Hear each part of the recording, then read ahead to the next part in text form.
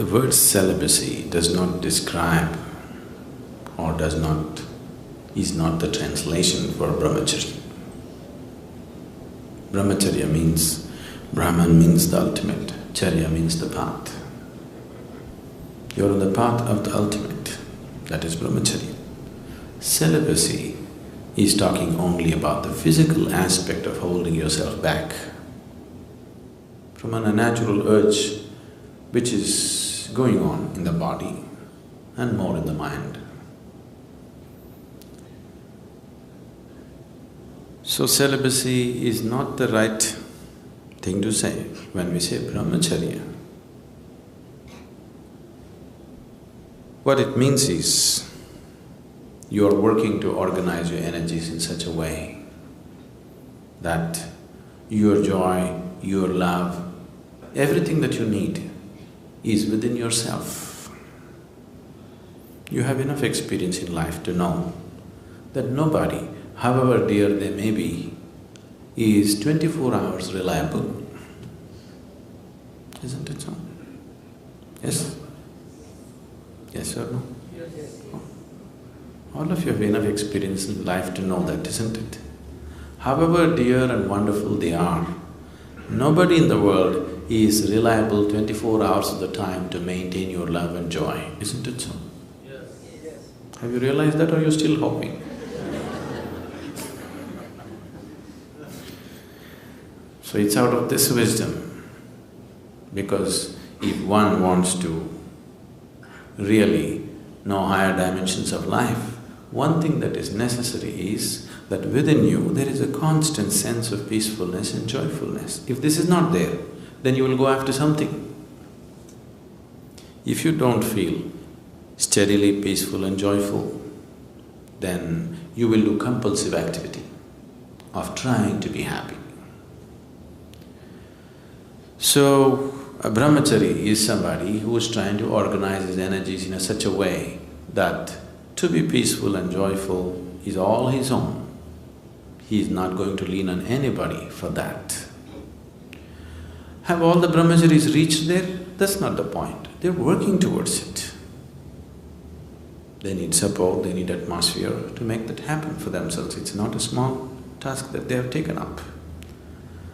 If once a human being's way has become like this, that his peace, his love, his joy is not dependent on anybody, he has the necessary background to spring up to another dimension.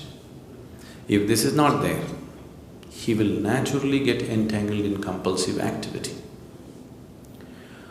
So brahmacharya on one level fundamentally means to move from being a compulsive human being to a conscious human being. You may decorate your compulsiveness with all kinds of romance around it, but do you see it's a compulsive behavior? Yes? It is not a conscious behavior. You may have the whole world with you, it doesn't matter, but it is a compulsive behavior. You can write poems about it, you can write great stories about it, you can make movies about it, but fundamentally it's a compulsive behavior which you're trying to clothe in so many beautiful clothes just to not face the reality.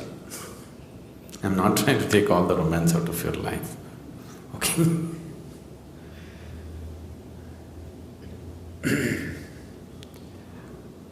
Once someone understands that if I'm involved in compulsive activity, I will never go where I want to go.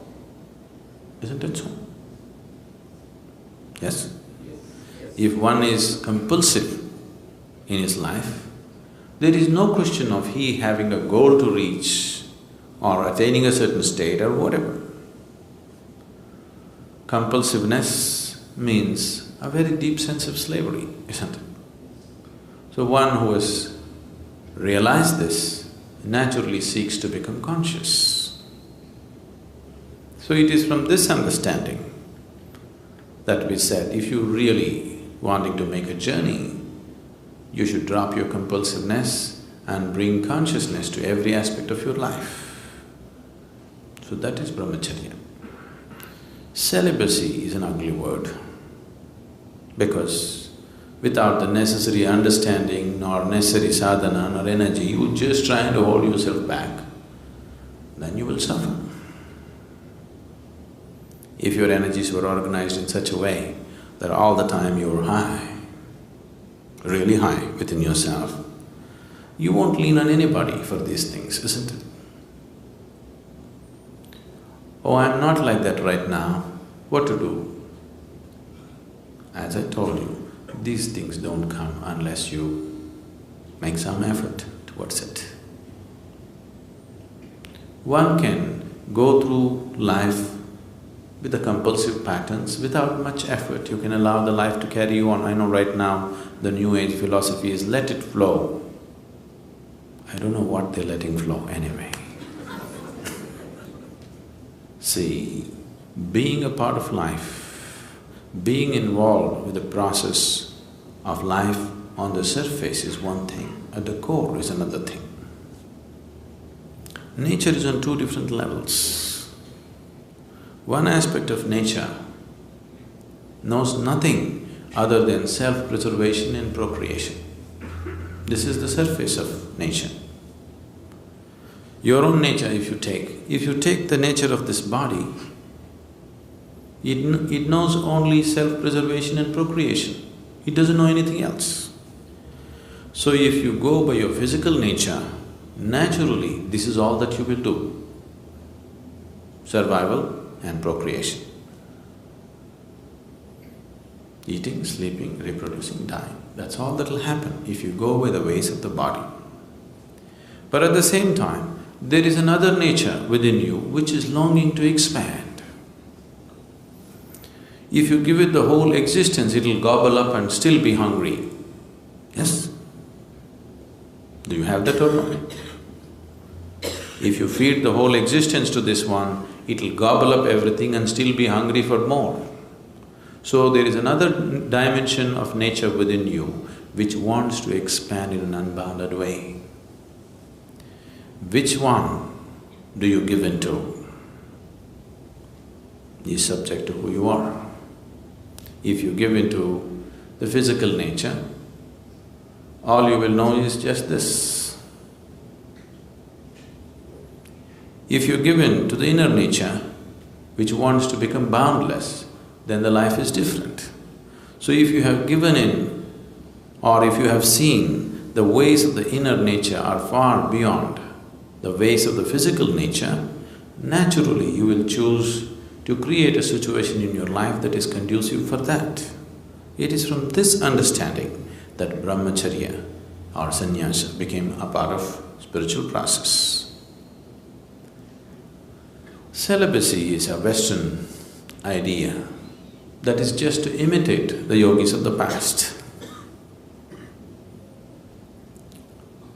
All these things have been picked up at random by people. If you are not aware of this, even 6,000 to 8,000 years ago, Indian yogis traveled all over Europe and Arabia.